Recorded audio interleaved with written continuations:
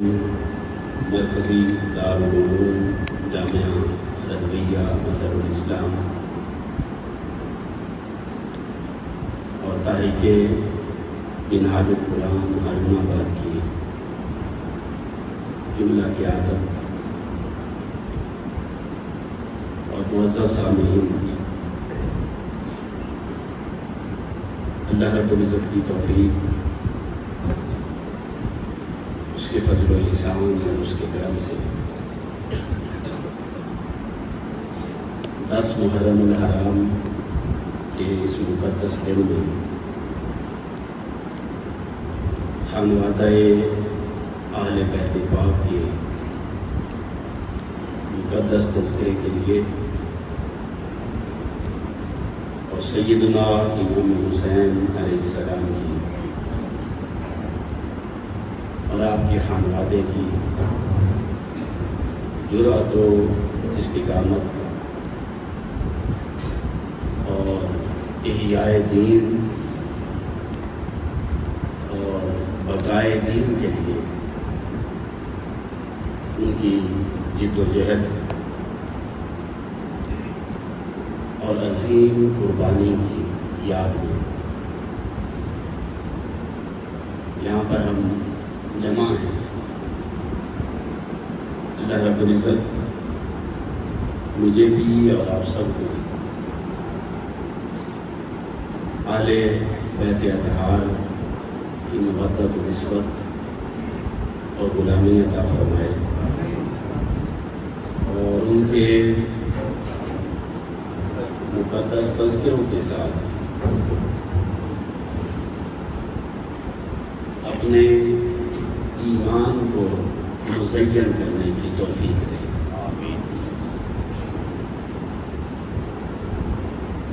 اس اعتبار سے منہاج القرآن ہارون آباد مبارکباد کی مستحق ہے کہ آج اس دور فتن میں جب بالعموم لوگوں کے فکر مقدر ہو رہے ہیں، بدلا رہے ہیں اور اہل بیت پاک کی عظمت و شرف اور ان کی فضیلت کو، ان کی نسبت اور تعلق کو اٹھا کر کچھ خاص لوگوں کے کھاتے میں ڈالا جا رہا ہے، اسپورٹ کیا جا رہا ہے اور اہل بیت پاک کے نام لباؤں پر مختلف عنوانات کے تحت مختلف فتوے جاری کیے جا رہے ہیں۔ ان حالات میں یقیناً امام حسین علیہ السلام کی نگاہ شفقت کے بغیر اہل بیت پاک کا ذکر کرنا بہت مشکل ہے۔ پھر یہ بھی اس امت کی بدقسمتی کہ تاریخ میں اس مقدس گھرانے کا تذکرہ کرنے والے کردار ہر دور میں ہمیں مل جاتے ہیں اور نظر آتے ہیں۔ اس کا بنیادی سبب یہ ہے کہ اہل بیت پاک کی مودت، ان کی نسبت، ان کا تعلق، یہ اللہ رب العزت کی نعمتوں میں سے ایک بہت بڑی نعمت ہے اور یہ ارزاں نہیں کہ ہر کس و ناکس کو، ہر اہل اور نااہل کو اہل بیت پاک کی مودت دے دی جائے، ایسا نہیں۔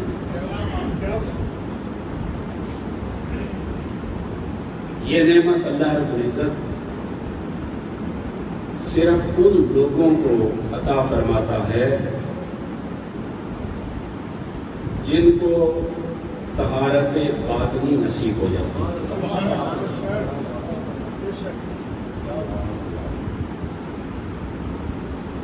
یرید اللہ لیذھب عنکم الرجس اہل البیت کا ایک معنی یہ کہ اللہ رب العزت یہ چاہتا ہے کہ اے اہل بیت وہ تم سے ہر قسم کی رجس کو یعنی پلیدی کو اور ناپاکی کو دور کر دے. یہ قرآن کی آیت ہے. تو جہاں رجس ہوگا، پلیدی ہوگی، ناپاکی ہوگی، ایسے افراد کے لیے اہل بیت پاک کے قریب آنا ممکن ہی نہیں. سوال یہ ہے کہ وہ دور ہوتے اہل بیت پاک سے؟ اللہ پاک فرماتا نہیں، وہ دور نہیں ہوتے. یرید اللہ لیذھب عنکم الرجس، اللہ دور کر دیتا ہے رجس کو، ناپاکی کو، بدعقیدگی کو، کفر کو، شرک کو، گمراہی کو اہل بیت پاک سے دور کر دیتا ہے. اب اس کی تو اپنی تفصیلات ہیں، چیزوں کے اندر رجس کیا ہے اور عقیدوں کے اندر رجس کیا ہے، ادھر تو میں نہیں جاتا. پر اتنا طے کر دیا قرآن مجید نے کہ اہل بیت پاک کی مودت، ان کی نسبت اور ان کا تعلق، یہ اللہ رب العزت پاک باطن لوگوں کو عطا فرماتا ہے. سبحان اللہ.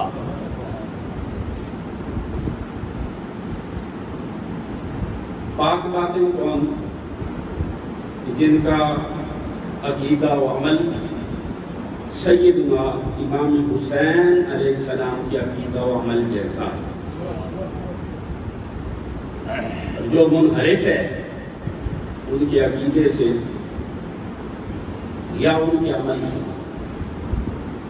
وہ نام لے بھی لے مگر وہ ان کے فیض سے محروم رہے گا. فیض حسین اس شخص کو نصیب ہوگا جو ظاہراً بھی اور باطناً بھی طاہر بھی ہوگا اور مطہر بھی پاک ہوگا اور اس کی نگاہ پاک کرنے کی صلاحیت رکھتی ہے. بہرحال آج کی گفتگو کے لیے میں نے سورہ رعد کی آیت نمبر 39 کے مقدس الفاظ آپ کے سامنے تلاوت کی ہے. آج کا دن تاریخ انسانی کا بڑا اہم دن. سیدنا امام حسین علیہ السلام کی استقامت، ان کے مقام صبر و رضا جیسی مثال تاریخ انسانی نہ تو واقعہ کربلا سے پہلے پیش کر سکتی ہے اور نہ ہی واقعہ کربلا کے بعد قیامت تک پیش کر سکے گی.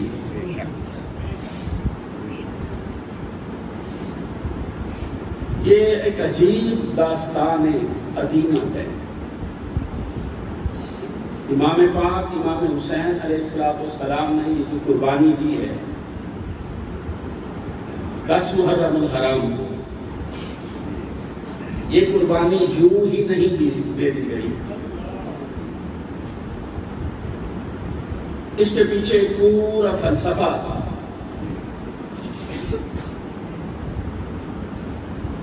اس کے پیچھے انبیاء علیہ السلام کی استقامت کی ایک پوری تاریخ تھی.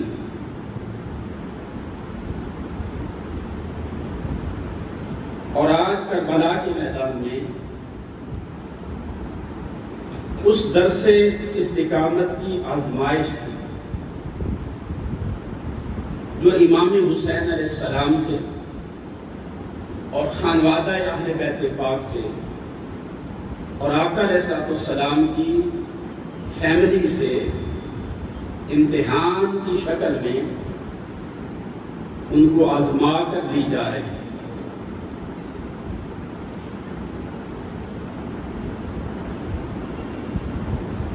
اب یہ اتنا بڑا سانحہ کیوں ہوا؟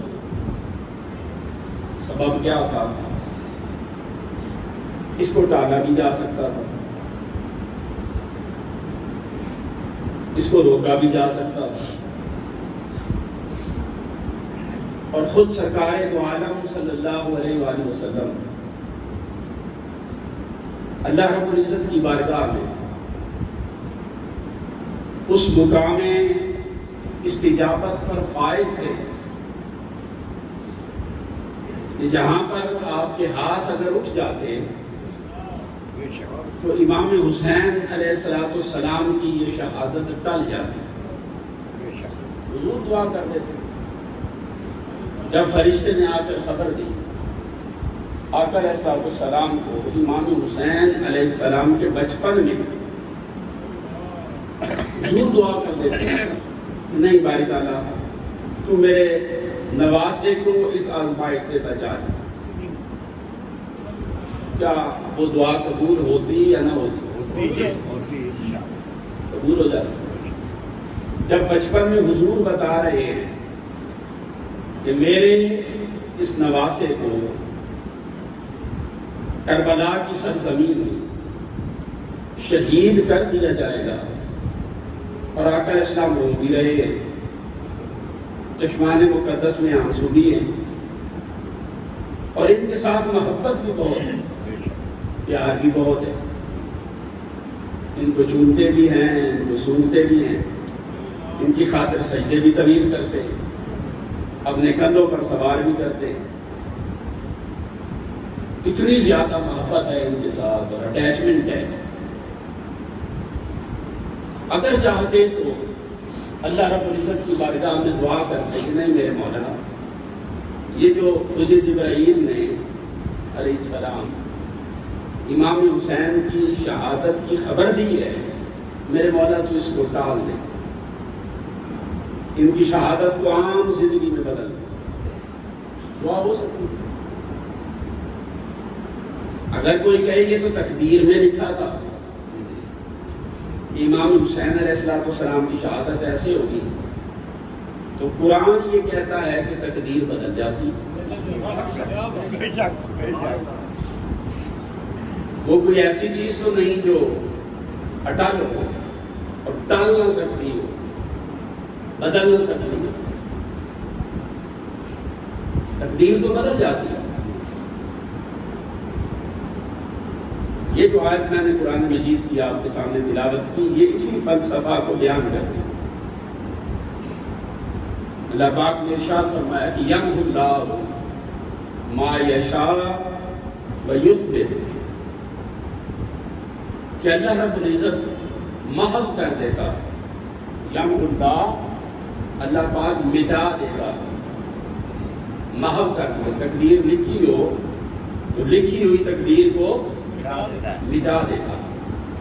یمحو اللہ ما یشاء، جس کی چاہتا ہے اس کی لکھی ہوئی تقدیر کو مٹا دیتا، ویثبت، اور مٹانے کے بعد جس طرح چاہے دوبارہ لکھ دیتا۔ تو تقدیر مٹاتا بھی ہے اور مٹانے کے بعد دوبارہ لکھتا بھی ہے۔ کیوں؟ اللہ رب العزت ایسا کیوں کرتا؟ کیا وہ تقدیر اس لیے مٹا رہا ہے کہ پہلے اللہ رب العزت سے تقدیر لکھنے میں کوئی غلطی ہو گئی تھی؟ بولے کیا اس کا احتمال ہوا ہے؟ کیا یہ ممکن ہے کہ اللہ رب العزت خطا کر دے تقدیر لکھنے میں؟ اس نے تو درست لکھی، اس کا ہر فیصلہ درست ہے۔ غلطی سے، خطا سے اور امکان خطا سے پاک، خطا بھی نہیں اور امکان خطا بھی نہیں۔ اس نے جب پہلے درست لکھی ہے، پھر سوال یہ پیدا ہوتا ہے کہ اب مٹا کیوں رہا ہے؟ کیا اس لیے مٹا رہا ہے کہ اب اس کا فیصلہ بدل گیا؟ کیا اللہ رب العزت کے فیصلے بدل جاتے ہیں؟ بولیے نہیں۔ کیا وہ متغیر الارادہ ہے؟ نہیں۔ فیصلے کا بدل جانا یہ علم کا نقص ہوتا ہے۔ علم کی کمزوری ہوتی ہے۔ آپ فیصلہ کرتے ہیں مثلا کہ میں کل یا پرسوں یا فلان ڈیٹ کو اپنا یہ کام کروں، آپ کو ذمہ دار ہے کہ آپ فیصلہ کرتے ہیں میں کل ہل چلاؤں گا، فلان فصل کاشت کروں گا، پورا فیصلہ کر لیا آپ نے سپورٹ کے یہ کروں گا، سپورٹ سے تو بارش ہو رہی تھی، آپ کا فیصلہ بدل گیا۔ کیوں بدلا؟ کہ جب آپ فیصلہ کر رہے تھے آپ کو آنے والی گھڑیوں کا علم نہیں تھا۔ اگر علم کامل ہوتا تو فیصلہ کرتے ہوئے آپ اس چیز کا لحاظ کرتے۔ فیصلہ بدلنے کا مطلب ہی یہ ہے کہ آپ نے جو پہلے آپ کے پاس میکسیمم سورسز تھے علم کے، معلومات کے، ان کو یوٹیلائز کیا، استعمال کیا اور کوئی ڈیسیژن لے لیا، فیصلہ کر لیا۔ اب آپ کے چاہنے کے باوجود اگر بعد میں فیصلہ بدل رہا ہے، اس کا مطلب ہے کہ آپ کو آنے والے حالات کی خبر نہیں تھی۔ تو فیصلے کا بدل جانا یہ علم کی کمزوری، معلومات کی کمزوری۔ اب اللہ پاک فرماتا ہے یمحو اللہ ما یشاء ویثبت، اللہ رب العزت جس کی چاہے اس کی تقدیر کو مٹا دیتا ہے اور دوبارہ لکھ بھی دیتا ہے۔ باری تعالیٰ ایسا کیوں کرتا ہے؟ جب پہلے لکھنے میں غلطی بھی نہیں ہوئی اور تو متغیر الارادہ بھی نہیں ہے، تو ایسا کیوں کرتا ہے؟ اس کی ضرورت کیا کیوں پیش آتی ہے؟ اس کا سبب کیا ہے؟ اس کی وجہ کیا ہے کہ تیرا فیصلہ بدل جاتا ہے؟ اللہ پاک فرماتا ہے لوگوں میں فیصلہ اس لیے نہیں بدلتا کہ پہلے مجھ سے لکھنے میں غلطی ہو گئی تھی، اور اس لیے بھی نہیں بدلتا کہ میرا ارادہ بدل گیا۔ میں نے لکھا تھا تو درست لکھا تھا، اور اب مٹاتا ہوں تو یہ بھی درست ہے۔ مٹاتا اس لیے نہیں کہ مجھے حاجت ہے، مٹاتا اس لیے ہوں کہ کبھی کبھار کسی جگہ پر میرے کسی محبوب بندے کے ہاتھ اٹھ جاتے ہیں اور وہ کیا لیتا ہے باری تعالیٰ اس طرح کر دے، تو میں چونکہ لوگوں کا حیا کرتا ہوں تو میں نے درست لکھا تھا، اپنے بندے کے حیا میں تقدیر بدل دیتا ہوں۔ تو تقدیر بدل جاتی، ایسی چیز نہیں ہے کہ بدل نہ سکتی۔ جب بدل جاتی ہے اور بدل سکتی ہے تو پھر سوال یہ پیدا ہوتا ہے کہ امام حسین علیہ السلام کے معاملے میں تقدیر کیوں نہ بدلی گئی؟ جب بچپن سے خبر دے رہے تھے شہید ہو جائیں گے اور بتا رہے تھے 67 ہجری کے اختتام پر شہید ہوں گے اور ڈسپوٹک رول ہوگا، ظالمانہ جابرانہ حکومت ہوگی، اور ایسا زمانہ آ جائے گا کہ میری امت کے عدل و انصاف کو کچل دیا جائے گا۔ لا یزال امر امتی قائما بالقسط حتی یظلمہ رجل من بنی امیہ یقال لہ یزید۔ شہید کرنے والے کا نام بھی بتا رہے تھے، زمانہ بھی بتا رہے تھے، جہاں شہید کیا جائے گا وہ جگہ بھی بتا رہے تھے، جس کیفیت میں شہید کیا جائے گا وہ کیفیت بھی بتا رہے تھے۔ جب ایک ایک چیز کی آقا علیہ السلام خبر دے رہے تھے، پھر سوال یہ ہے کہ اس کو بدل کیوں نہیں رہے تھے؟ حالانکہ بدل دینا آقا علیہ السلام کے لیے ناممکن نہیں تھا۔ حضور دعا کرتے بدل جاتی ہیں۔ یہ واقعہ تو صحابہ کے درمیان، صحابہ کرام کے درمیان شائع تھا، مشہور تھا، معروف تھا کہ امام حسین علیہ السلام شہید ہوں گے۔ پھر مولا کائنات علی شیر خدا جو فاتح باب ولایت ہے امت محمدی میں، وہ بھی اللہ رب العزت کی بارگاہ میں استجابت کے اعلیٰ مقام پر فائز تھے، ولایت کے اعلیٰ درجوں پر فائز تھے۔ حضور کی امت میں قیامت تک جس کو حضور کی نبوت کا فیض ملتا ہے وہ بطریق علی شیر خدا ملتا ہے،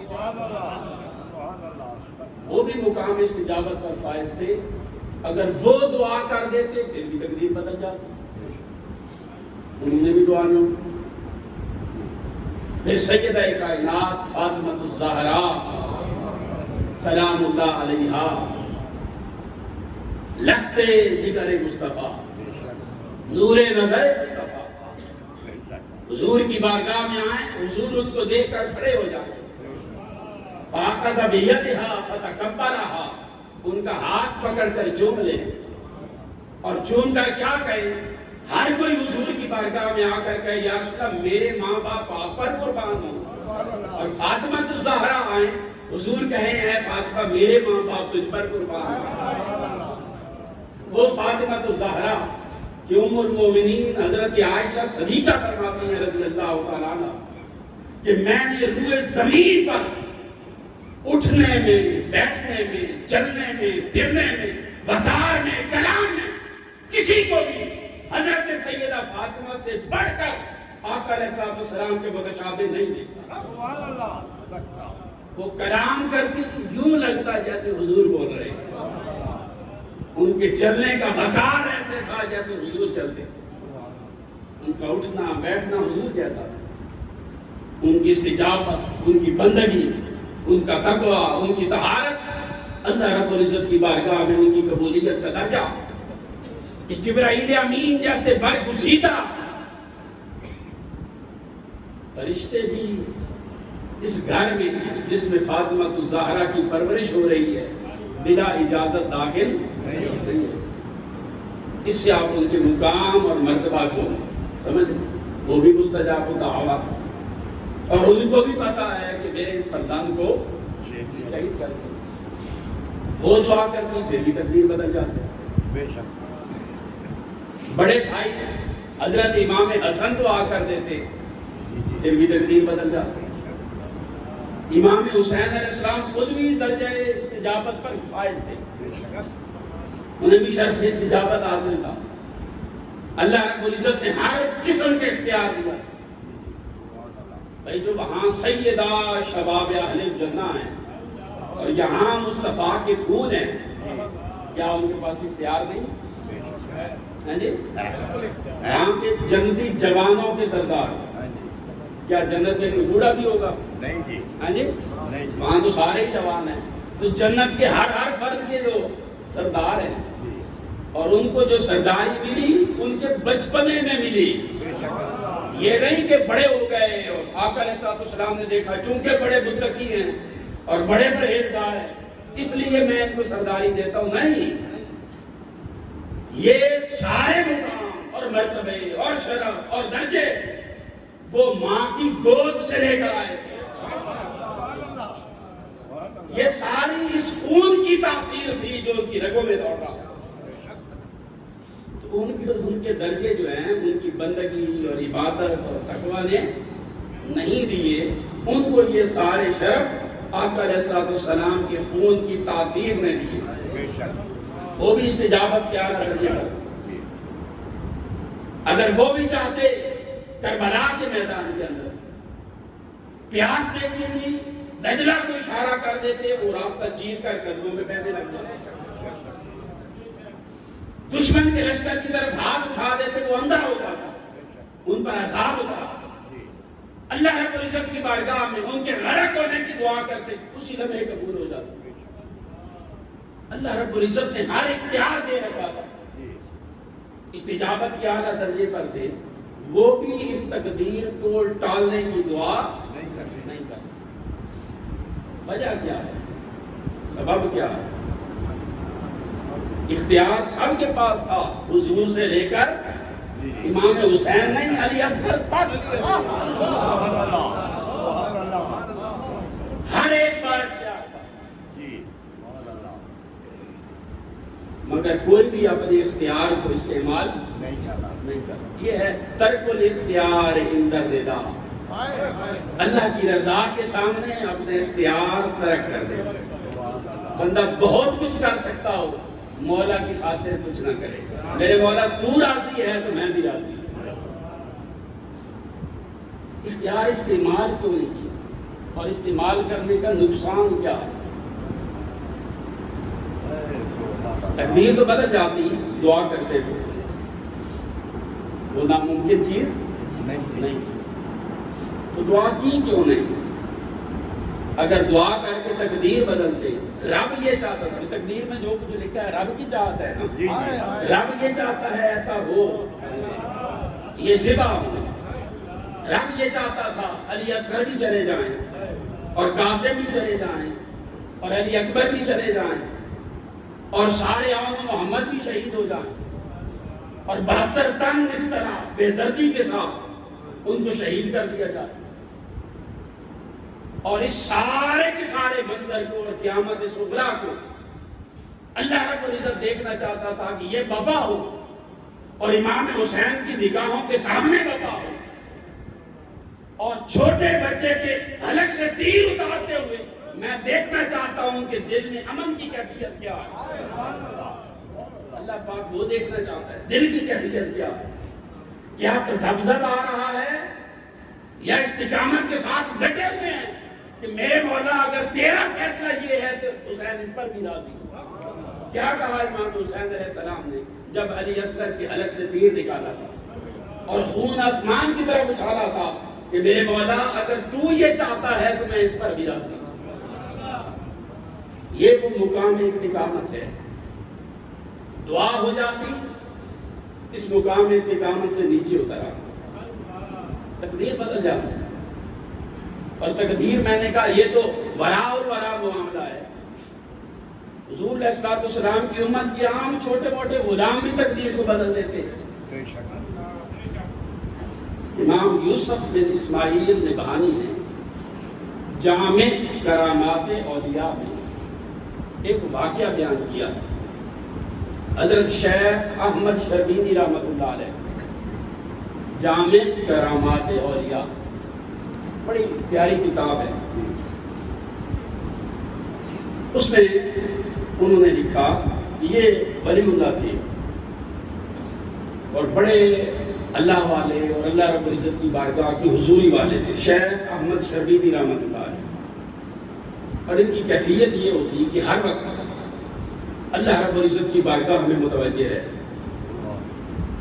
اسی کی بارگاہ میں ہر وقت مصلی پر عبادت میں، اولاد نہیں تھی، آخری عمر میں جا کر اللہ رب العزت نے ان کو ایک بیٹا عطا کیا، فرزند۔ ان کا بیٹا تھوڑا بڑا ہو گیا، 1.5 سال 2 سال کا ہو گیا، تھوڑا بہت چلنے لگ گیا، تھوڑی باتیں کرنے لگ گیا، وہ بچہ بیمار ہوا۔ جب بیمار ہو گیا، اب یہ تو چونکہ اولو العزم تھے اور ہر وقت مست رہتے تھے اللہ رب العزت کی محبت میں اور دنیا کی کوئی خبر ہی نہیں، اپنی لو لگائے رہتے اللہ کے ساتھ۔ جب بچہ بیمار ہوا تو یہ تو اپنی دنیا میں مست تھے، ان کی زوجہ محترمہ بڑی پریشان ہو گئی،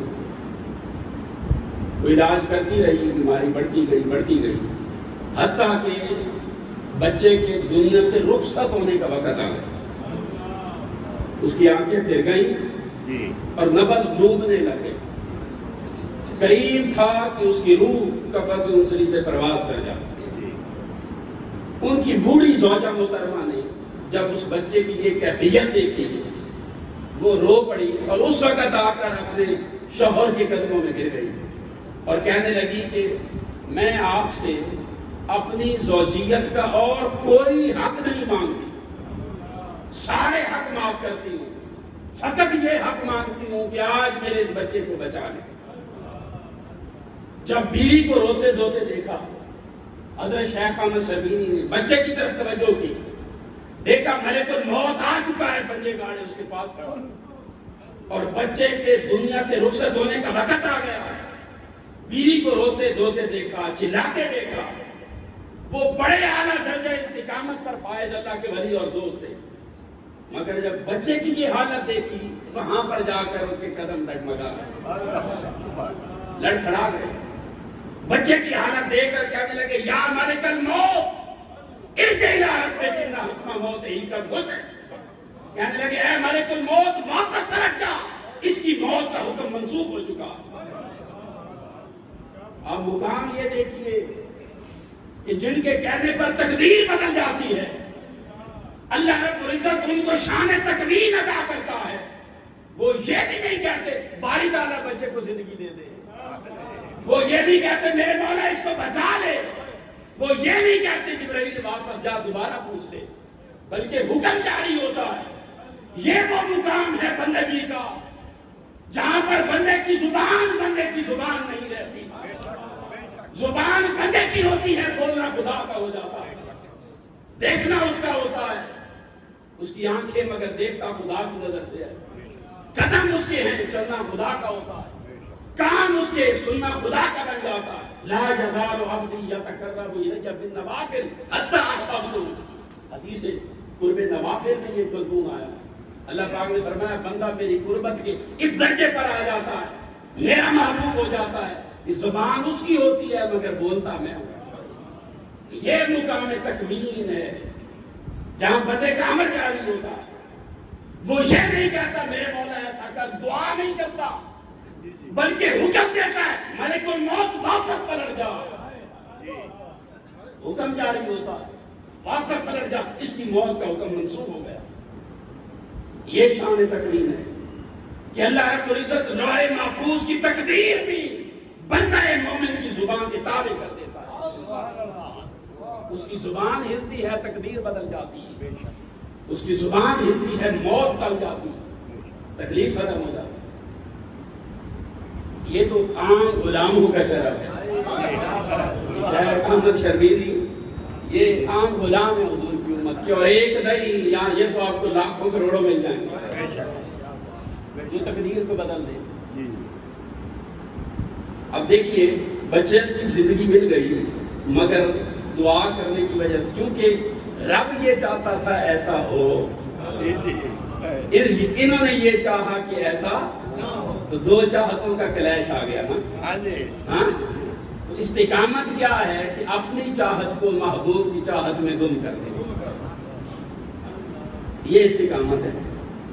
جو ہوتا ہے ہونے دے، جو ہوتا ہے ہونے دے، رب چاہتا ہے نا، وہ چاہ رہا ہے ایسا ہو، جب رب چاہتا ہے تو وہ تو کروڑوں ماؤں سے بڑھ کے محبت کرتا ہے، ضائع تو نہیں کرے گا، وہ چاہتا ہے تو ہونے دے۔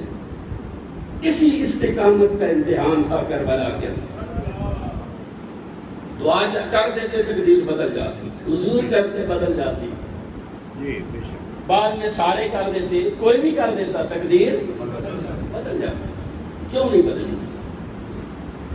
اس لیے یہ وہ مقام ہے ترک الاختیار عند الرضا، اللہ کی رضا کے سامنے اپنے اختیار ترک کر دو۔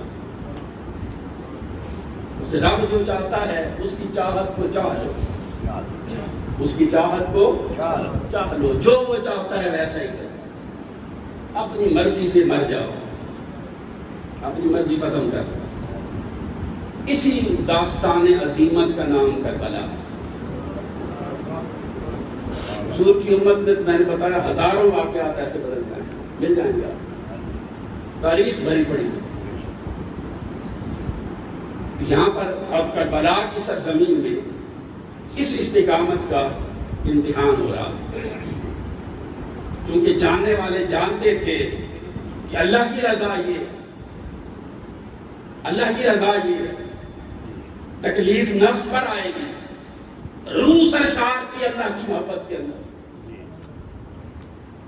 روح کا علاقہ مالا اعلیٰ کے ساتھ قائم تھا، عالم قدس کے ساتھ قائم تھا، تجلیات حق سینہ امام پاک پر اور آپ کے آبان و انصار پر نازل ہو رہے تھے۔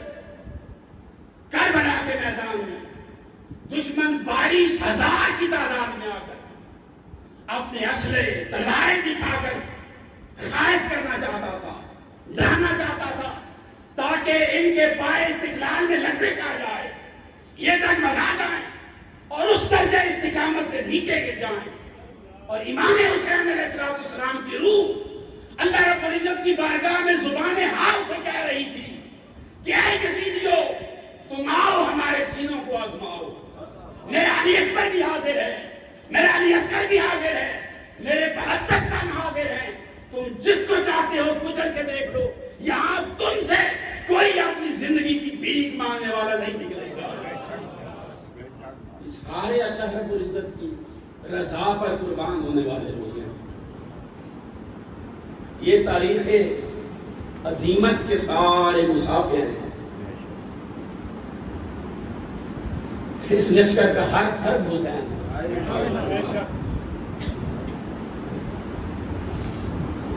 دعا نہیں کی امام حسین علیہ السلام تڑپے.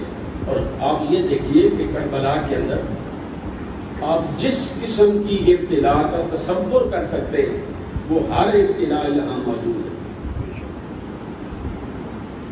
ہر ابتلا مسافری بھی ہے, پردیسی ہے. مسافروں کے قرآن نے تو بڑے حقوق بیان کیے, اور جنہیں پتہ ہے کہ ہمارے حقوق ہیں.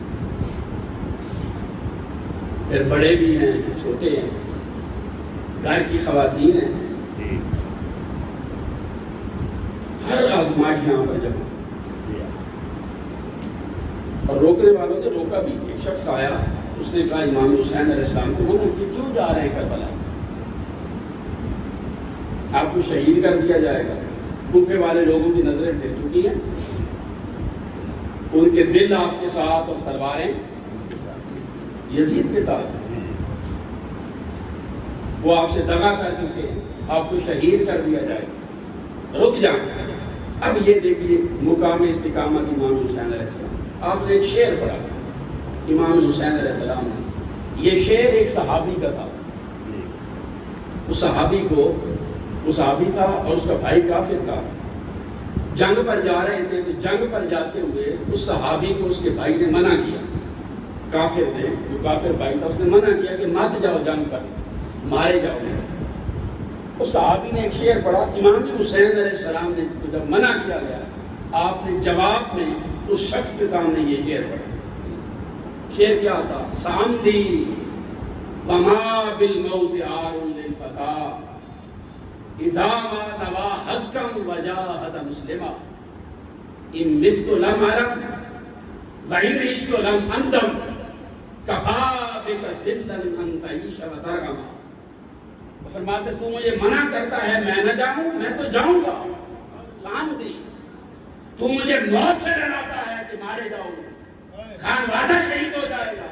وہ فرماتے ہیں سامدی وما بالموت عار للفتى, جوان موت سے کب ڈرتے ہیں, جوان موت سے کب ڈرتے ہیں. ان مت لم الم, اگر میں مر گیا مجھے درد نہیں ہوگی. اگر میں مر گیا تو مجھے درد نہیں ہوگی کہ شہید کو درد نہیں ہوگی, مجھے تکلیف نہیں ہوگی, پریشانی نہیں. وَإِذْ عِشْتُ لَمْ أَنْدَمْ, اور اگر میں زندہ رہا تو مجھے زندگی بھر کبھی ندامت نہیں ہوگی. حق کی خاطر کاش میں یوں کر دیتا. یہ کاش کے جب خیال آئے گا تو کبھی زندگی بھر ندامت نہیں ہوگی کہ اے حسین تو نے کاش کا کبھی موقع ہی نہیں پیدا ہونے دیا. تو عظیمت کا مسافر تھا. اگر میں زندہ رہا مجھے ندامت نہیں ہوگی. اس کو پھر کہنے لگے کفا بک ذلا ان تعیش وترغما. ہم زندہ رہیں تب بھی اعزاز والے, اور شہید ہو جائیں تب بھی اعزاز والے. تو زندہ رہے پھر بھی ذلیل, اور مر جائے تو پھر بھی ذلیل. یہ امام حسین علیہ السلام کی استقامت کا دل. یہ امتحان گاہ ہے کربلا, امتحان گاہ اہل بیت پاک ہے. یہی وجہ ہے کہ آزمائش بہت بڑی تھی, اور آقا علیہ السلام آزمائش کو دیکھ رہے تھے. ان کی پرورش اسی ڈگر پر کی گئی, کندھوں پر سواری کروائی گئی, زبان چسپائی گئی, اور ان کو آقا علیہ السلام نے جتنا وقت ان کو چند سال کا حضور کی قربت اور صحبت کا ملا, انہیں اس عظیم امتحان گاہ کے لیے تیار کیا. اور امام حسین علیہ السلام پوری تیاری کے ساتھ کربلا کے اندر آئے. دنیاوی نگاہ سے دیکھے تو صرف 72 تانبے, اور اخروی نگاہ سے دیکھے تو جو ساز و سامان ان کو چاہیے وہ سارے کا سارا ان کے پاس ہے. اور اس ساز و سامان کا تعلق ظاہری تلواروں کے ساتھ نہیں بلکہ دل کی کیفیت اور حال کے ساتھ ہے. یہ کیفیت جو امام حسین علیہ السلام کی استقامت کی حاصل تھی, یہ اللہ رب العزت کی بارگاہ میں بڑا اعلیٰ مقام پا. چونکہ اس درجے پر تھے، اور جب یزیدی بدبخت شہید کر رہے تھے ایک ایک کر کے آپ کے آوان انصار کو، آپ کے دوست شہید ہو رہے تھے، آپ کی اس کے بعد آپ کی فیملی کے لوگ شہید ہو گئے، آپ بھی اہتمام کی حجت کرتے رہے، گاہے گاہے ان کو اللہ رب العزت کی توحید کا درس دیتے رہے۔ آپ کا اپنا جو مقام اور مرتبہ ہے یہ ساری باتیں ان کو بتائیں، سکھائیں، سمجھائیں۔ یزیدی لشکر کو بتایا میں کون ہوں، میرا مقام کیا ہے، میں کس کا نواسا ہوں، تم کس کا کلمہ پڑھتے ہو، میرے خون سے تم ہاتھ رکھنے والے، یہ ساری باتیں ان کو بتائیں گے۔ تمہیں اللہ رب العزت کی بارگاہ میں جواب دینا ہوگا۔ اتمام حجت، چونکہ یہ فرض تھا آپ پر، اس لیے آپ نے اتمام حجت کیا ان کے سامنے کہ کل کلام کوئی شخص یہ نہ کہہ سکے قیامت والے دن کی باری تعالیٰ میں تو انجانے میں مارا گیا، مجھے تو پتہ ہی نہیں سامنے تھا کون۔ فرمایا امام میرے محبوب کے محبوب تو خود ان کو بتا دے تو کون ہے، کوئی شخص یہ نہ کہہ سکے کہ مجھے پتہ نہیں تھا۔ میں تو ایسے فوج کی اوپر سے کمانڈمنٹ آ گئی، آیا مجبور ہو گیا تھا آنے کے لیے، مجھے کیا پتہ سامنے کون ہے۔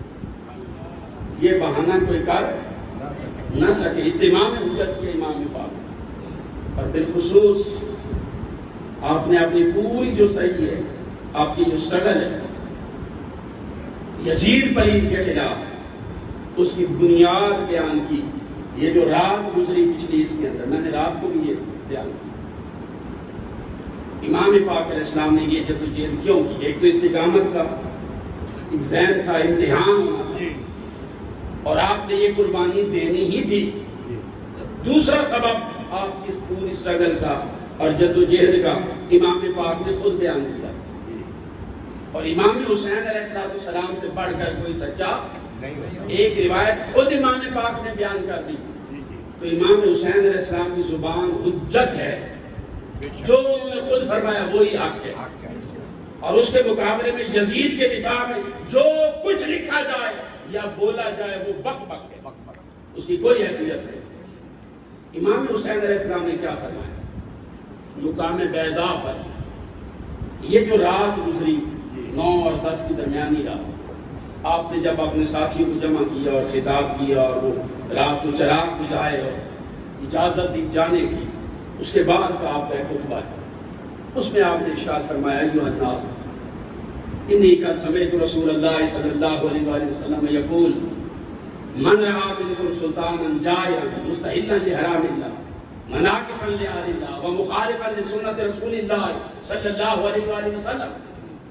آپ نے فرمایا لوگوں سنو، رسول اللہ صلی اللہ علیہ وآلہ وسلم نے ارشاد فرمایا کہ تم میں سے اگر کوئی شخص کسی ظالم حکمران کو لے کے جو جائر ہے، جابر ہے، ایسے حکمران کو دیکھے جو اللہ رب العزت کے حلال کو حرام کہتا ہے، حرام کو حلال کہتا ہے، رسول اللہ صلی اللہ علیہ وآلہ وسلم کی سنت کی مخالفت کرتا ہے، دین کی قدروں کو پامال کرتا ہے، تم میں سے کوئی شخص ایسے بادشاہ کو دیکھے اور اس کے مقابلے میں اٹھ کر کھڑا نہ ہو جائے، اللہ رب العزت کو اس بات کا حق حاصل ہے کہ اللہ پاک اس کو واسطے جہنم کر دے۔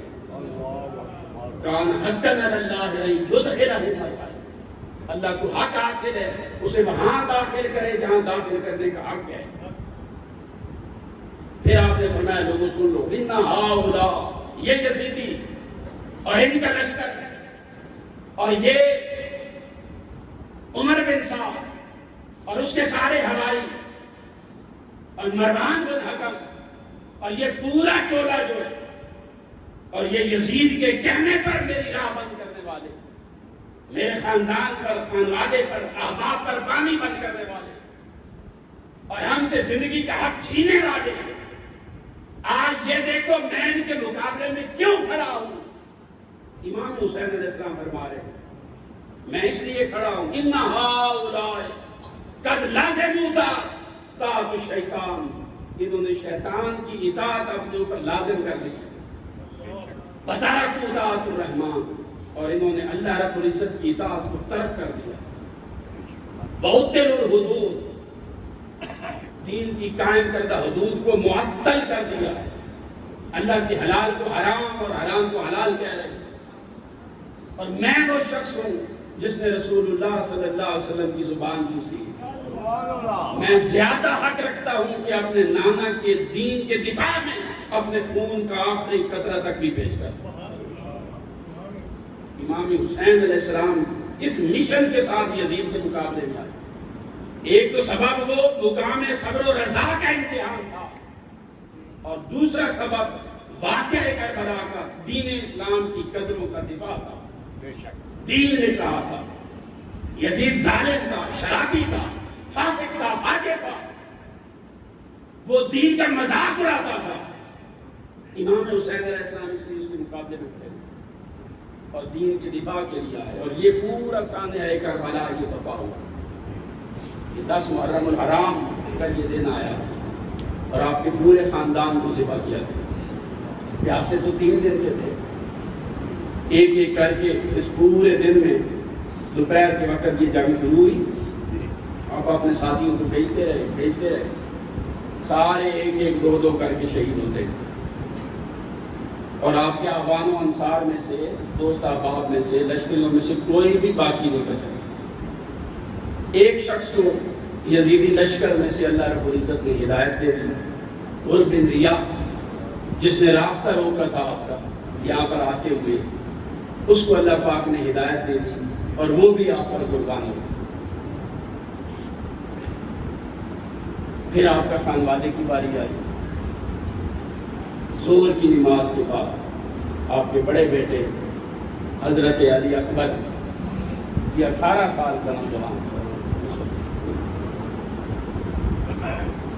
وہ آپ کے بارگاہ میں حاضر ہوئے. عرض کرنے لگے کہ ابا جان، سارے ہمارے آبان و انصار شہید ہو گئے. اب میں چاہتا ہوں کہ میں بھی داد شجاعت دوں اور آپ کی نگاہوں کے سامنے جام شہادت نوش کروں. امام حسین علیہ السلام نے فرمایا کہ یہ لوگ میرے خون کے پیاسے ہیں، تو آپ نہ جاؤ، میں جاتا ہوں. مجھے شہید کریں گے، یہ ٹھنڈے ہو جائیں گے. انہوں نے کہا کہ میں کل قیامت والے دن نانا جان کو کیا منہ دکھاؤں گا.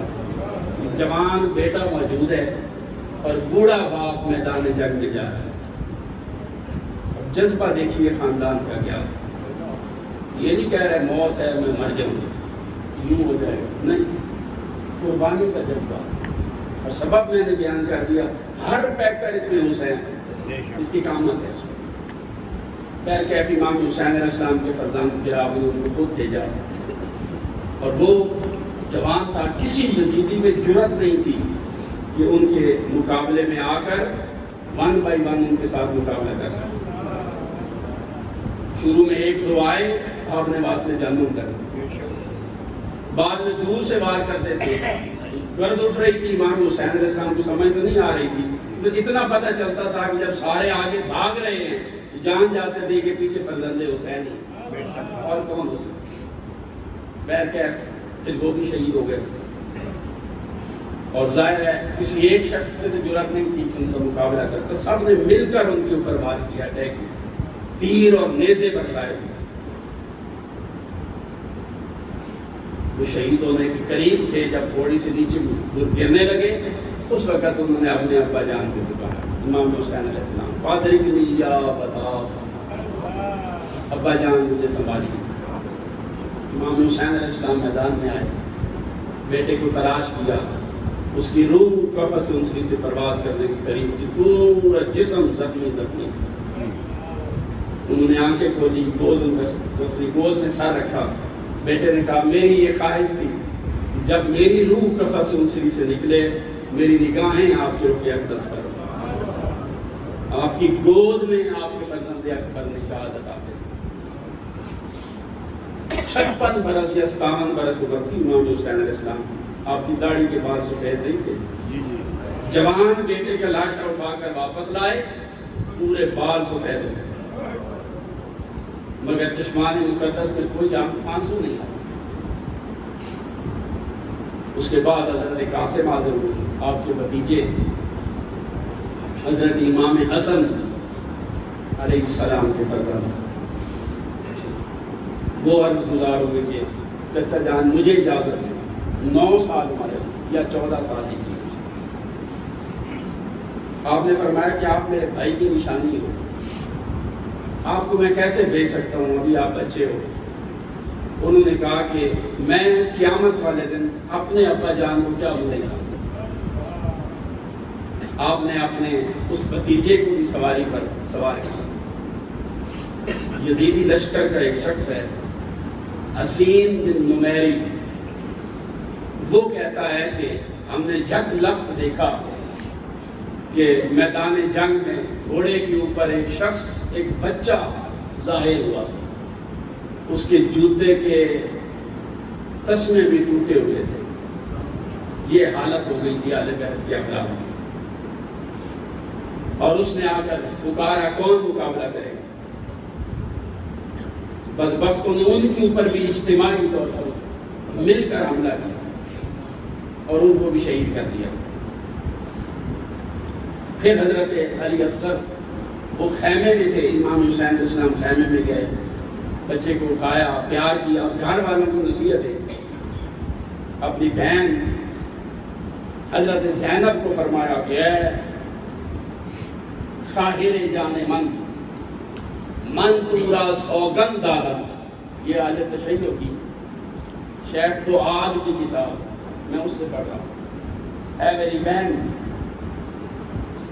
میں تجھے قسم دیتا ہوں اور تیرے لیے میری قسم کو پورا کرنا واجب ہے،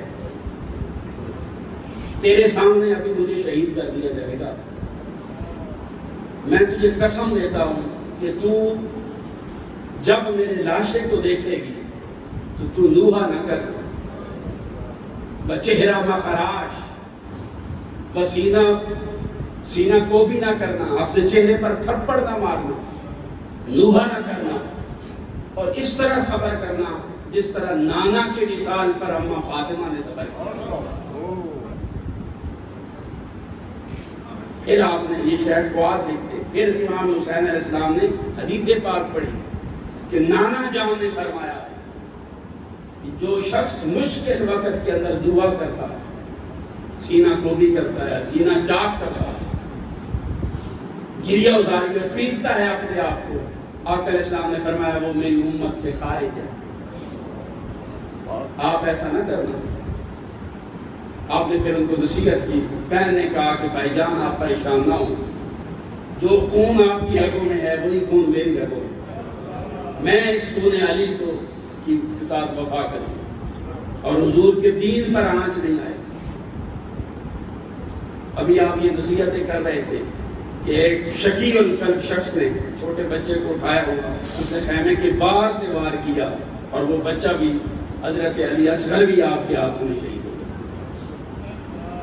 سارا خاندان اس طرح شہید ہو گیا۔ آخر میں امام حسین علیہ السلام اکیلے رہ گئے، سب کو آپ بھیجتے رہے، آپ کی بہن نے حضرت زینب سلام اللہ علیہ، انہوں نے پھر آپ کو سوار کیا، میدان کربلا میں گئے، اور آپ کے مقابلے میں اکیلے کسی کو آنے کی جرات نہیں ہوئی، سب نے مل کر اکٹھے آپ کے اوپر حملہ کیا، کرتے رہے، آپ کا جسد اقدس زخمی ہوتا رہا، بازو زخمی ہو گئے، 34 زخم آپ کے جسم اقدس کے اوپر نیزے کے تیروں اور تلواروں کے اس کی علاوہ، اس جسم کو چھیدا جا رہا ہے اور وہ رخسار چھیدے جا رہے ہیں جنہیں حضور خود بوسے دیا کرتے۔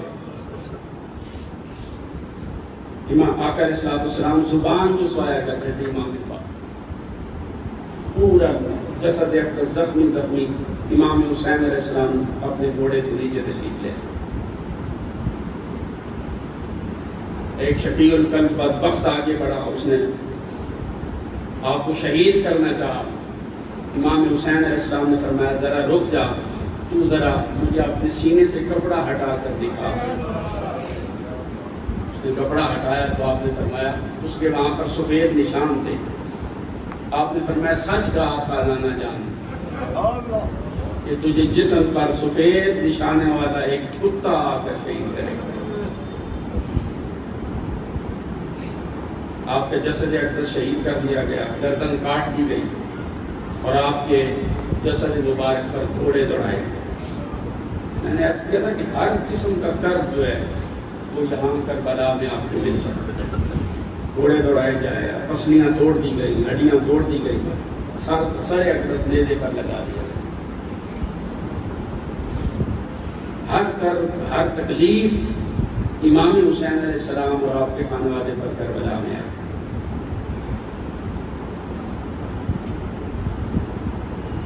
اس ساری کیفیت میں آپ کی روح بہت زیادہ سرشار تھی، کیونکہ اس امتحان گاہ میں جب آپ امتحان دے رہے تھے خود سرکار دو عالم صلی اللہ علیہ وسلم موجود تھے، ربوبیت ایزدی یہاں دیکھ رہی تھی، آج ملائکہ یہاں دیکھ رہے تھے، جن ملائکہ نے کہا تھا کہ باری تعالیٰ تو اس آدم کو کیوں خلیفہ بنا رہا ہے؟ اللہ پاک نے فرمایا تھا بہت کچھ ایسا ہے جسے میں جانتا ہوں تم نہیں جانتا، انی اعلم ما لا تعلمون۔ آج فرشتے بھی حیرت زدہ تھے یہاں پر، یہ کیا تاریخ لکھی جا رہی، یہ وہ نفوس قدسیہ ہیں، ان کے پاس ہر اختیار ہے اور یہ اپنی آئی ٹال سکتے ہیں، مگر مولا کی رضا کی خاطر یہ قربان ہو رہے ہیں۔ آقا علیہ السلام موجود ہے، حضرت عبداللہ ابن عباس کہتے ہیں، حضرت سلمہ روایت کرتی ہے کہ 10 محرم الحرام زور کی نماز کی کچھ دیر بعد میں حضرت ام سلمہ کے پاس گئی، مدینہ طیبہ، میں نے دیکھا وہ بیٹھی ہوئی رو رہی ہے۔ میں نے ان سے پوچھا کہ اے ام المومنین ام سلمہ آپ کیوں رو رہی ہیں؟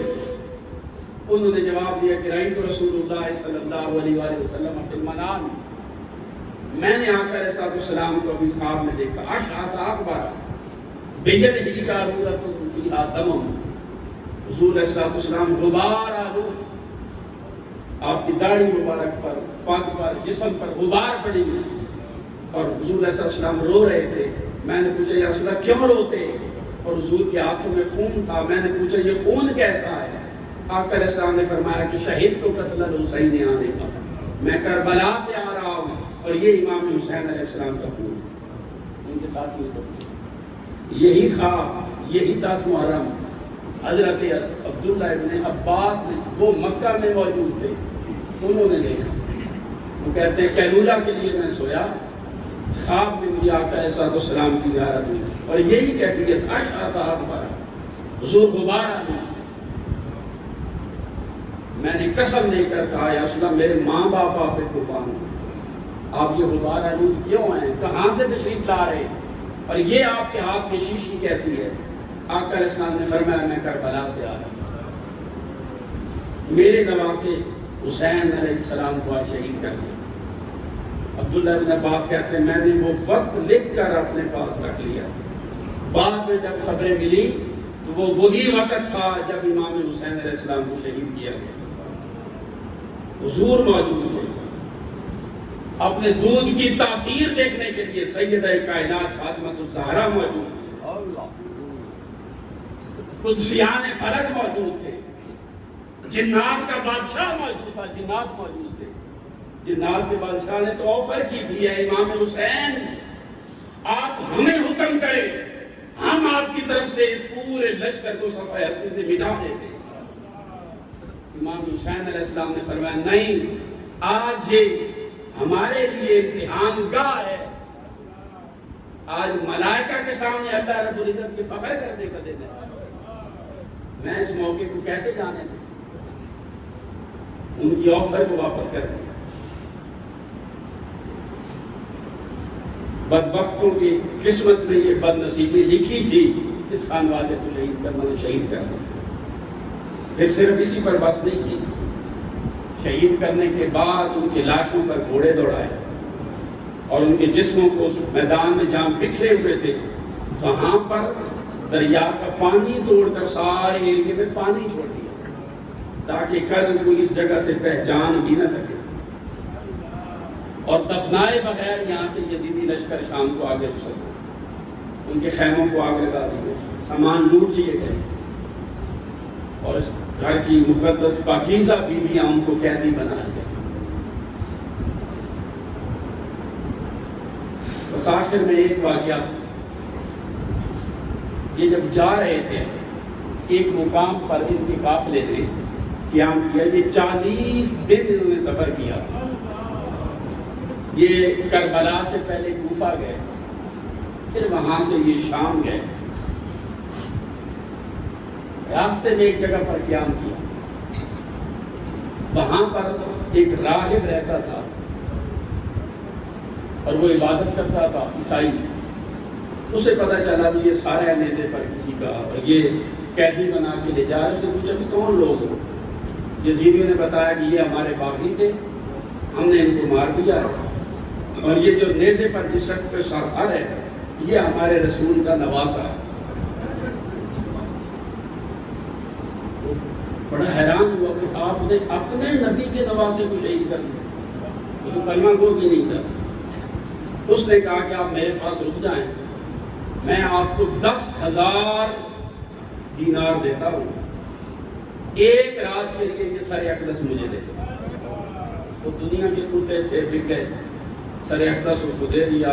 اس نے اس کو تشت میں رکھا اور گلاب کے پانی کے ساتھ سر اقدس کو دھویا، اور ساری رات سر حسین کے سامنے بیٹھ کے روتا رہا. عیسائی تھا، روتا رہا کہ میں تو آپ کا کلمہ گو بھی نہیں، آپ رسول اللہ کے نواسے، اور آپ کی امت نے آپ کے ساتھ یہ کیا. پچھلی رات ہوئی کہ امام حسین علیہ السلام کے سر اقدس سے آواز آئی کہ ہم کسی کا احسان نہیں رکھتے. یہ وہ سر اقدس ہے جس نے نیزے پر قرآن مجید پڑھا ہے. امام حسین علیہ السلام نے ان کو کلمہ پڑھایا، وہ مسلمان ہوا. صبح جب وہاں سے آگے چلنے لگے، یزیدی لشکر تیار ہو، اس نے کہا میں بھی ساتھ جاتا ہوں. تھوڑا آگے بڑھے تو ایک پہاڑی تھی بڑی، اس کے اوپر سنہرے الفاظ کے اندر ایک شعر لکھا ہوا نمودار ہوا. شعر تھا: اترجو امت قتلت حسینا شفاعت جدہ یوم الحساب. کہ وہ امت جنہوں نے امام حسین علیہ السلام کو شہید کر دیا ہے، کیا قیامت والے دن وہ رسول اللہ کے نانے کی شفاعت کی امید رکھتے ہیں؟ الا واللہ نہیں، خدا کی قسم ہرگز کہیں، بلکہ قیامت والے دن یہ لوگ دوزخ میں جلائے گئے. یزیدیوں نے وہ شعر دیکھا. اس پادری سے پوچھنے لگے، بوڑھے سے، یہ شعر یہاں کس نے لکھا ہے؟ اس نے کہا مجھے یہ تو پتہ نہیں کہ کس نے لکھا ہے، میری 100 سال سے زیادہ عمر ہے، میں نے بچپن سے میں اس شعر کو اسی طرح لکھے ہوئے دیکھ رہا ہوں. ہمارے بزرگ بتاتے ہیں کہ وہ 3 نسلیں پہلے یہاں پر آ کر آباد ہوئے تھے. یہ شعر اس وقت بھی یہاں ایسے ہی لکھا ہوا، ایسے ہی لکھا ہوا. اترجو امت قتلت حسینا شفاعت جدہ یوم الحساب. ان کے لیے کوئی شفاعت نہیں. شفاعت امام حسین کی اور حسینیوں کی، جو اہل بیت پاک کا نہیں ہے اس کے لیے کوئی شفاعت نہیں. اس کے اعمال مربوط ہے. اللہ رب العزت ہمیں اہل بیت پاک کی نسبت، ان کی غلامی اور ان کا ادب عطا فرمائے. یہ دن بہت بڑا دن ہے، انسانی تاریخ کا بہت بڑا دن. یہ دن قیامت تک کے لیے امت مسلمہ اس دن پر امام حسین علیہ السلام کا اگر شکر ادا کرتی رہے تب ان کا حق ادا نہیں کر سکتے. یہ تجدید عہد وفا کریں، اس چیز کا عہد کریں آج کہ امام حسین علیہ السلام اور ان کی فکر کے ساتھ وفا کریں.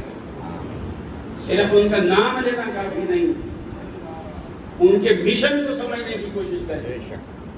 اور مشن امام حسین یہ ہے کہ یزیدی سارے ایک سائڈ پر اکٹھے بھی ہو جائیں تب بھی دین کی قدروں پر آنچ نہ آنے. دین پہ سودے بازی نہ کرو. یہ حسینیت ہے، یہ مشن امام حسین علیہ السلام کہ قوت و طاقت کو دیکھ کر بک نہ جایا کرو. یہ کربلا کا درس ہے کہ کسی کی چکر چوند دیکھی، اقتدار دیکھا، طاقت دیکھی، اس کے ووٹر اور سپورٹر نہ بن جاؤ۔ اگر حق پر ہو، چاہے تم 72 ہی کیوں نہ ہو، اکیلے کیوں نہ رہ جاؤ، اپنی فکر پر کبھی کمپرومائز نہ کرو۔ یہ اس کا نیت ہے۔ فیصلے جنگ کے تلواروں سے کب ہوتے ہیں؟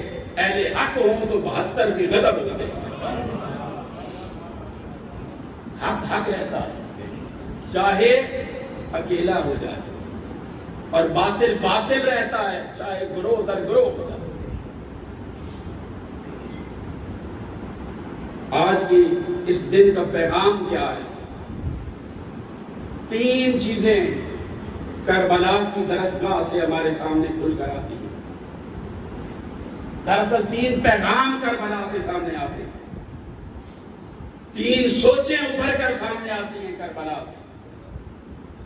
ایک سوچ حسینیت ہے، اور حسینیت کی سوچ یہ ہے کہ حق ہی طاقت ہے۔ دوسری سوچ یزیدیت ہے، اور یزیدیت یہ ہے کہ طاقت ہی حق ہے، طاقت ہی حق ہے۔ اور یہ کربلا تجدید کر رہا ہے دراصل ایک درس کی، جو اس سے پہلے تاریخ انبیاء میں لکھا جاتا رہا۔ آپ نے اپنا وزن ڈالنا ہوتا ہے کسی پلڑے پہ، جب آپ ووٹ دیتے ہو تو آپ کو کوئی نہیں دیکھ رہا ہوتا، آپ نے خود فیصلہ کرنا ہوتا ہے اپنے ایمان کا، اپنے ضمیر کا۔ آپ اپنا بوجھ حسینیت کی طرف ڈالتے ہیں یا یزیدیت کی طرف ڈالتے ہیں؟ حسین حسین زبان سے کہنا آسان ہے، اور فکر امام حسین پر پہرا دینا یہ مشکل ہے۔ یزید کے گن گا کر کبھی کوئی شخص حسینی نہیں ہو سکتا۔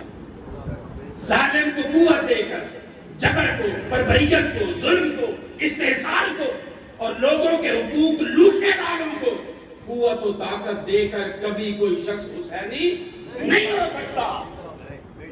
حسینیت لوٹنے کا نام نہیں، اپنا تن من دھن لٹانے کا نام ہے۔ یہ تو 2 کردار، ایک کردار حق ہے جو حسین کی طرف ہے علیہ السلام، اور ایک کردار باطل ہے جو یزید کی طرف ہے۔ یہ دونوں ازل سے برسر پیکار ہے، ستیزہ کار رہا ہے ازل سے تا امروز، چراغ مصطفی سے شرار بولا۔ یہ دونوں برسر پیکار ہیں، ایک ان کے درمیان میں بھی کردار پڑا ہوا ہے، درمیان میں پڑا ہوا ہے، جو کبھی حسینی بنتا ہے، کبھی یزیدی بنتا ہے، جو حق والوں کو کہتا ہے ہم تمہارے ساتھ بھی ہیں، اور باطل کو کہتا ہے ہم تمہارے ساتھ ہیں،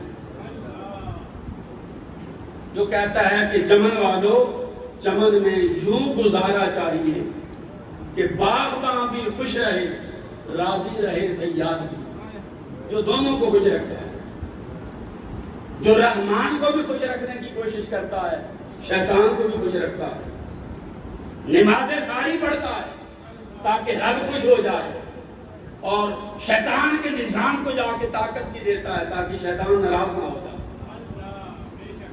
یہ کوفے والوں کا کردار ہے۔ یہ درمیان میں یہ بھی ایک کردار ہے کہ کوفے والوں کے دل امام حسین علیہ السلام کے ساتھ تھے، مگر تلواریں یزید کے ساتھ تھیں۔ محبت امام حسین سے تھی، سپورٹر یزید کے تھے، ووٹر یزید کے تھے۔ حسین حسین کرنا آسان کام ہے؟ بولے نا، زبان سے میں اپنے حسینی کو کہنا آسان ہے، اپنے گریبان میں جھانک کر دیکھیں آپ حسینی ہیں یا یزیدی ہیں، آپ کا دل آپ کو فتویٰ دے گا۔ حضور نے فرمایا والفؤاد یفتی، آپ کا دل بھی فتویٰ دیتا ہے، اور وہ سب سے بہترین فتویٰ وہ ہوتا ہے۔ آپ حسینی یا یزیدی، اس کا فیصلہ کسی اور نے نہیں کرنا، اس کا فیصلہ آپ کی کردار اور عمل نے کرنا۔ یہاں جھانک کے دیکھ لیں، دودھ کا دودھ اور پانی کا پانی ہو جائے گا، آپ کیا ہیں؟ بھائی ہر بندہ کسی اور کو جانتا ہو یا نہ جانتا ہو، اپنے آپ کو تو جانتا ہے، بولے ہر بندہ اپنے آپ کو تو جانتا ہے، اپنی معرفت تو ہر ایک کو ہوتی ہے۔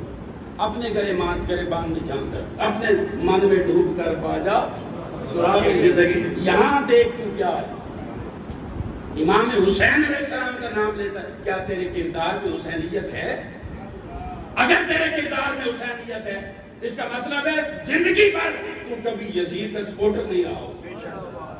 بے شک اگر تجھے پتا ہے کہ فلاں لوگ ظالم ہیں، اتنی باریاں لے چکے اور لوٹ رہے ہیں اور ملک سے باہر خزانے بنا چکے، ظالم بھی ہیں، قاتل بھی ہیں، فاسق بھی ہیں، شرابی بھی ہیں، فاجر بھی ہیں، یہ ساری باتیں جانتا ہوں، پھر کہتا نہیں جی برادری ساری ادھر ہے، میں کیا کروں؟ حیا کر، امام حسین کا نام لینا چھوڑ دے، ان کے مقدس نام کو اپنی پلیل زبان پر مت لے کر آ. اگر تیرے کردار میں امام حسین نہیں ہے، اپنے آپ کے ساتھ بھی دھوکہ نہ کر اور معاشرے کے ساتھ بھی دھوکہ نہ کر. یا ادھر ہو جا یا ادھر ہو جا، درمیان میں جو رہتا ہے وہ کوفی ہے. کوفی بھی امام حسین کا نہیں. کیا کوفی ہے امام حسین کا؟ آپ مانتے ہیں کوفیوں کو؟ کوفی کردار کو حسینی کردار کہتا ہے کوئی؟ نہیں جی نہیں. کوفی کردار کیا ہے؟ دونوں طرف چلے، منافق، دو منہ والے، دو رخ والے، جن کی قوت اور طاقت باطل کے ساتھ ہے اور جن کی زبان پر ہر وقت اللہ اللہ اور جیب میں تسبیح ہے. یہ تب کا دین کا سب سے بڑا دشمن ہے. بے شک یہ بے حیا لوگ نہ ہوتے تو کبھی واقعہ کربلا بپا، بے شک کبھی کسی معاشرے میں ظلم نہ ہوتا اگر یہ بے حیا کوفے کا کردار نہ ہوتا. ظلم کے مارے ہوئے، اس نظام کے مارے ہوئے لوگ ہر 5 سال کے بعد یزید کی گود میں جا کے بیٹھ جاتے ہیں اور نام لیتے ہیں ہم حسینی ہیں. لعنت ہے ایسی حسینیت پر. یہ حسینیت ہے ہی نہیں. حسینیت دیکھنی ہے تو بندہ مر جاتا ہے، کٹ جاتا ہے، بادشاہ قربان کر دیتا ہے، پر یزید کے پلڑے میں کچھ نہیں دیتا. حسینیت بھی ہے. ہمارے ماڈل ٹاؤن میں سانحہ ہوا، خواتین نے سینوں پر سامنے 1.5 میٹر کے فاصلے پر گولیاں کھائیں مگر زبان سے جاؤ حسین یا حسین کہا. کربلا یہ کردار اور جوش پیدا کرتا. بے شک نام لینا آسان ہے سگلا. یہ پیغام ہے، یہ نہیں بس واہ واہ کریں، ان کے نام سن کے آنکھیں بھی نام کر لیں. اگر آپ کا کردار حسینی نہیں ہے، خدا کی قسم یہ آنسو بہانا منافقت ہے. یہ تو منافق بھی رو پڑتے تھے، وہ بھی جنگوں میں جہاد میں جاتے تھے، مال بھی خرچ کرتے تھے، انہوں نے مسجد بھی بنائی تھی، اللہ اللہ بھی بڑی کرتے تھے. اللہ رب العزت ہم سب کو حق سمجھ کر اس کی اتباع کرنے کی توفیق عطا فرمائے، آمین. اور باطل کو باطل سمجھ کر اس سے اجتناب کرنے کی توفیق عطا فرمائے، اور امام حسین علیہ السلام کی کردار میں اپنے آپ کو رنگنے کی توفیق دے. وما علینا الا البلاغ.